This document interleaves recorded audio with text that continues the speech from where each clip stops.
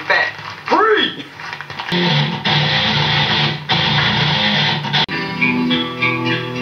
Yeah, well, he's not here. Castration sucks.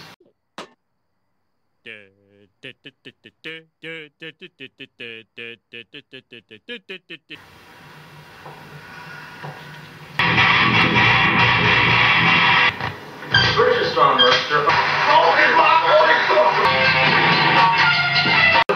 Gravity, however, the approximate.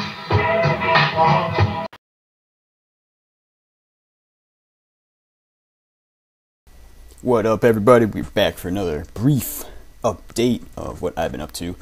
Bottom line is, still having problems with my abdomen.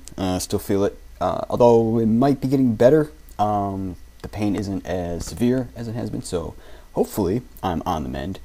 But that said, you know me, I always have backup workout stuff in the bullpen ready to go, in case stuff like this happens. And I've been having fun with this workout and making progress on it. So as you'll see going through this week's numbers, things were being made more difficult and, stuff like that. Because like the push-ups, for example, today is Thursday and I just finished Thursday's workout.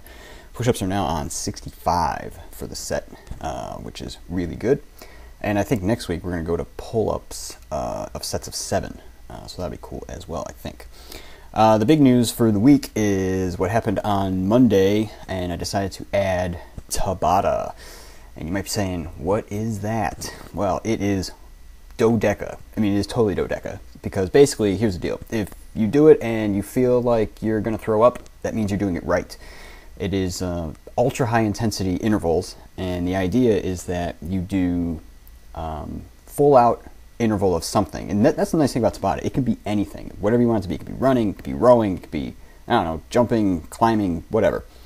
You go all out for like 20 seconds, and then you only get 10 seconds of rest. And then you have to repeat that. And the format that I'm using is 4 sets of the 20 on, 10 seconds off, and at the moment I'm taking a 2-minute break and then repeating that. And the lactic acid burn that kicks up from that is just god awful, and that's like what really makes you feel like you're gonna throw up, is the really bad lactic acid. Now the reason I was doing this is that there's been some research that suggests you make both anaerobic fitness gains as well as aerobic gains, which is kind of counterintuitive. Normally you think, long, kind of slow, 65% heart rate kind of stuff to make aerobic gains. But they did some studies where they had, the control group was doing the slow aerobic type stuff, and the Tabata group was doing whatever they were doing, and they were doing approximately 20% of the total time in terms of the time spent exercising. But then when they measured them, they noticed that they made both aerobic and anaerobic fitness gains, and the aerobic gains were like comparable, if not better, than the aerobic group. And they think the mechanism is that when you send yourself into extremely deep oxygen debt, the amount of work your aerobic system has to do to try and clear that is what actually gives you the aerobic benefits, which is kind of cool. One of the reasons I added that is that I sort of got excited and signed up for a 5K run before I remembered that I haven't run in probably over a year. And so I was like, oh, I better get in shape, like ASAP, because the run is like on August 1st, and it's like 2 weeks away. So it's kind of like a crash course, if you will, in getting in shape. So hopefully I don't actually like break something else because of that.